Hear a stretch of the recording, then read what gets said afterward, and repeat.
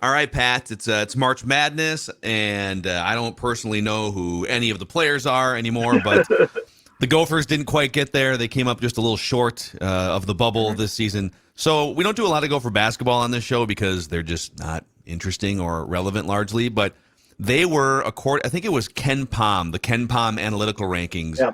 had the Gophers analytically as one of the worst Big Ten teams, if not the worst Big Ever. Ten team since he started measuring, right? I looked yesterday. They're 213. St. Thomas is 201, and you know who was the worst of the major conferences? Louisville, where we lost our player Wow. to. They were 252. They were, Wow. because they only won 4 games all year. But all of a sudden, Daniel Evans feels like he wants to go to Louisville. You think there's maybe some money involved here? Yeah. Supposedly 250,000 and the thing about that NIL money from Louisville is if it is 250,000, that's only 250,000 more than he would have gotten here. So they don't So, have any money. well, let's unpack this. So they lose Evans, who's one of the biggest recruits on paper in recent Yeah. years. They lose him to Louisville, and then two of their best players, Battle and Cooper, entered the transfer portal yesterday. So one of the worst programs in Big Ten history got worse somehow in the Yes. last 24 hours. Yes, and I have some contact over there, and there's not much they can do about it because they don't have any NIL money. Somebody told me, he says that never before has it been so blatant in basketball that money talks. And Jamison Battle and this Cooper kid who wants him. He's a mediocre point guard at best. I'd rather take E.J. Stevens from 2 years ago, or certainly Peyton Willis. Does he have any time left? But anyway, uh, they're both looking to see if there's any this thing about they were going to check out their pro options and stuff.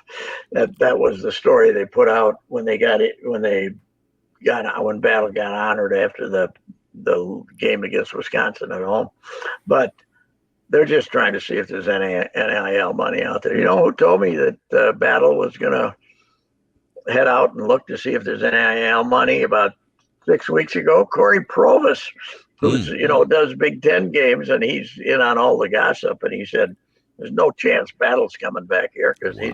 he's got 1 year left. He wants to see if he can get any NIL money. So Yeah. they're in a terrible straight now. I'm sure they wake up every day just in a panic about this kid from Illinois, Christie.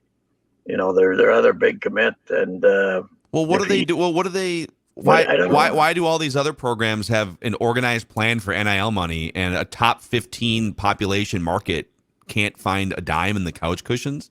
They have the Dinkytown Collective, right?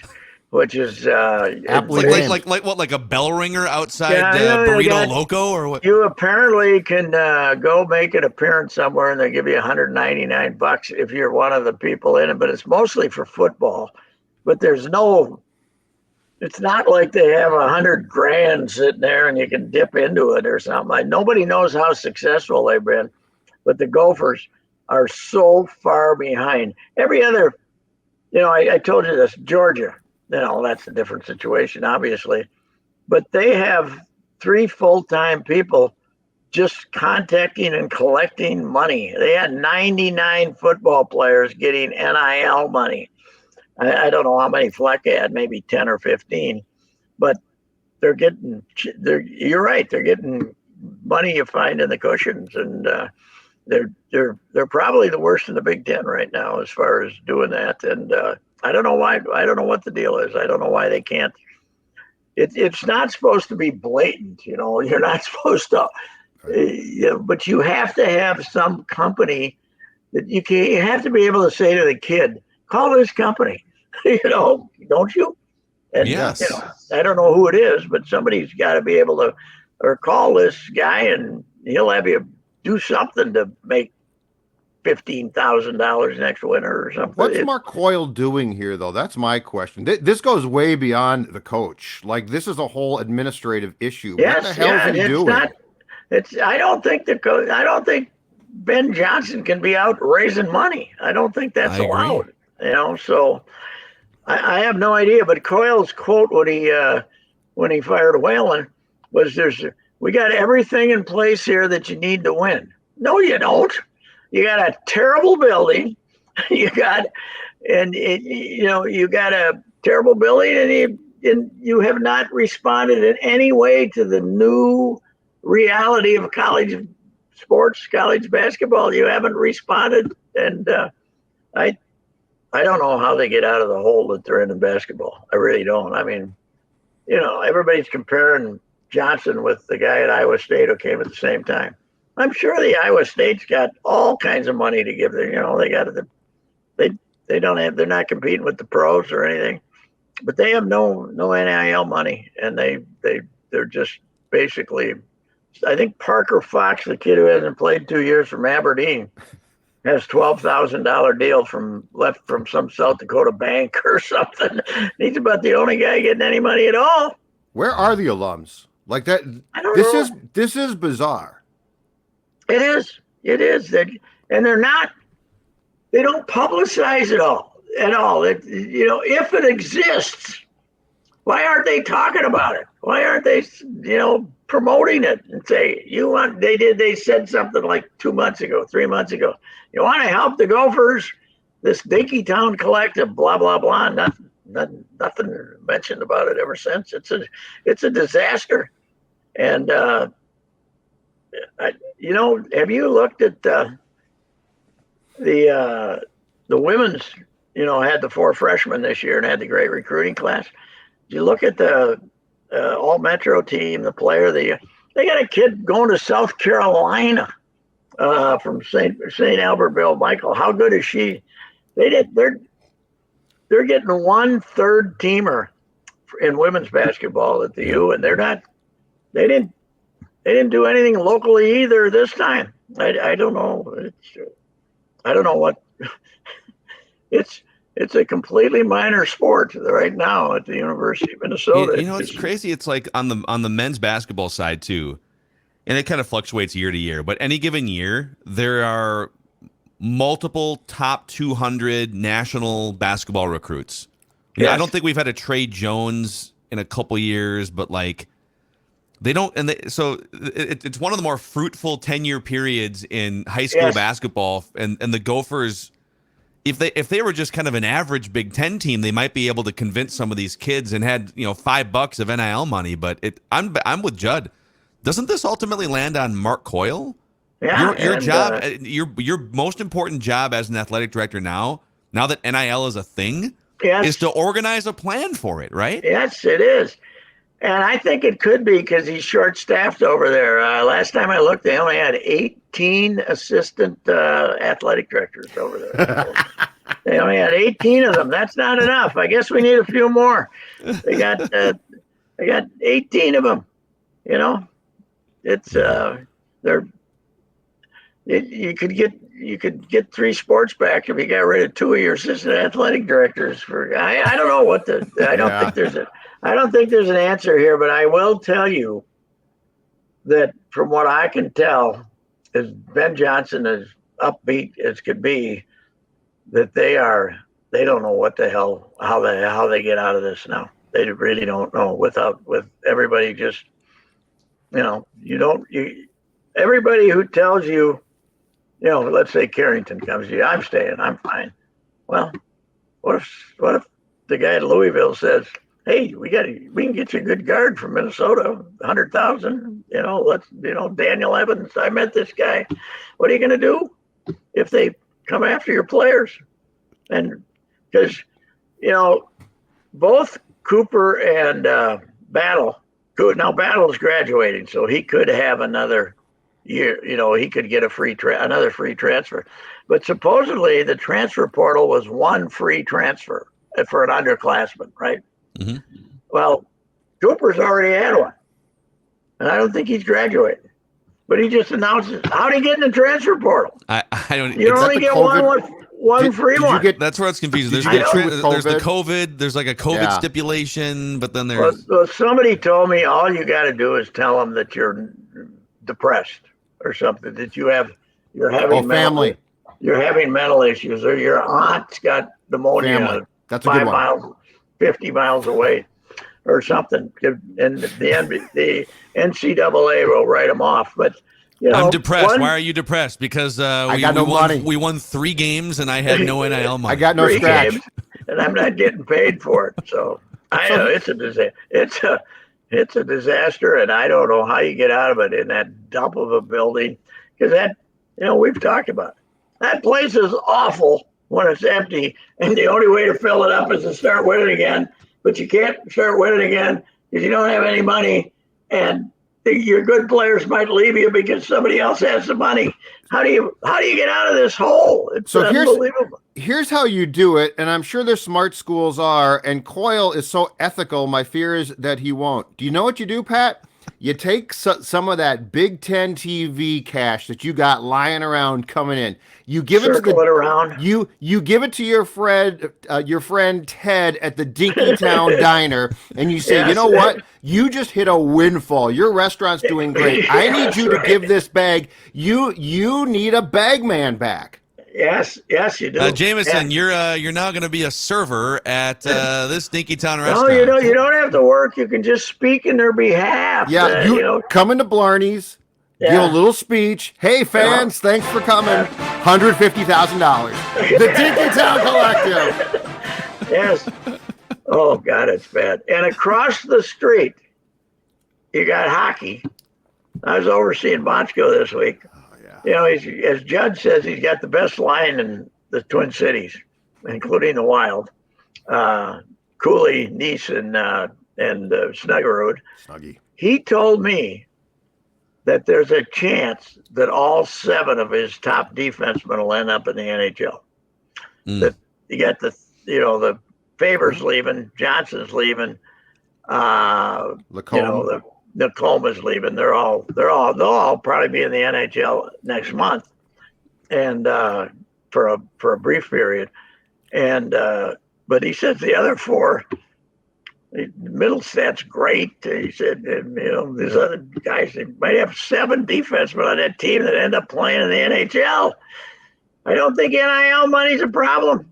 Maybe they got some boosters. Maybe they don't worry about it. Maybe in hockey there isn't enough of it floating around that it affects you. But they are loaded. And, wow, I don't know, Phil. It's just considering what happened yesterday, it brings us back to the old times. 2 sons of Gopher football coaches, one NCAA Gopher basketball coaches, one NCAA basketball games yesterday. Brian Dutcher and Eric Musselman. Yeah. And Brian Dutcher, I think, was the guy that Coyle wanted, but he got overruled, and But I don't know if Brian Dutcher how would the situation be any better for him? Yeah, that's the thing. I mean, is it fair to say that if you have a higher profile coach, that money comes in easier than if you have Ben Johnson? Maybe. I think if it was Brian Dutcher, I like Brian Dutcher a lot. He's a good coach. But I think Eric Musselman, he would have figured something out. Oh, yeah. He's his dad. He would have figured something out. It would have been As I said before, Bill had NIL money before anybody knew it existed, 50 years before anybody knew it existed. So, geez, it's awful. It is awful. And there's, I don't know where they're going to get. They don't have any Minnesota players coming in. The tip off here is Noah Winter, son of Trevor Winter, son of Heidi Olhausen, one of the great Gopher volleyball players from 20 years ago and 25 years ago. And Trevor Winter, a proud Gopher. Their kid's going to Wisconsin. Amazing. Why? Why aren't you going to Minnesota? That's incredible. That is incredible. Yeah. It's I don't know what to tell you. I guess we. Yep. Coming up next on the Dinkytown Collective, They take a trip to Blarney for a drink and talk about prospects. And they find a quarter on the floor. That just went to a player. You know the God. place that up the street there that doesn't get enough business that's really underrated? The U Garden. You know, the buffet place. So Why good. don't we have some gopher making $100,000 to tell us how good the U Garden is? We can shuffle the Talk to money me in. about the lo mein. Yeah, that's right. Oh, The beef What lo is your- mein. yes. Jameson, what is your favorite part of the buffet here at U Garden? You know, let's do it. Is the U? So I get there's a few different. There's like 3 different amazing Chinese restaurants on campus. Is the Yeah. U Garden the one that we would do our pre-show meetings on Yes, Fridays? we'd have very important meetings down there. Yes. We would go down. So we used to do a noon to 3 radio show about 8-10 years ago. Mm-hmm. So noon to 3. That place opened at 11. Evan, So we would go at 11. We'd be the first ones in, and we would just plow sesame chicken, like the food that you would not necessarily eat for pregame energy. and then you'd have to, mail in the Friday show. and you'd have to avoid belching during the show if you possibly could. 3 guys loading up, man. It was something. What are we going to do about I see that Buxton, we were talking about this too, the spring training. Judd and I were talking about this. So you never get to see Buxton play. You go to you pay big money, you go to a game. So Buxton plays yesterday. They let him have 3 at bats, right? On a backfield. Yeah. You got a home game.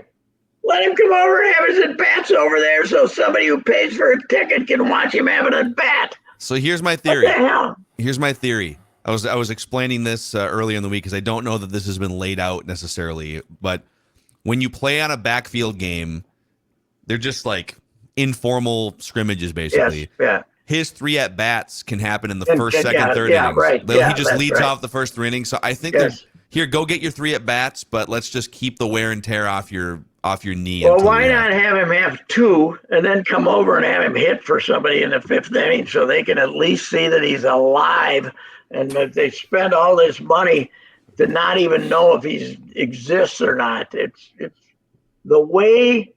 In fact, he can lead off in the 1st inning and then go over to the other field, can he? What a bunch of the way they are screwing the public at spring training and exhibition games.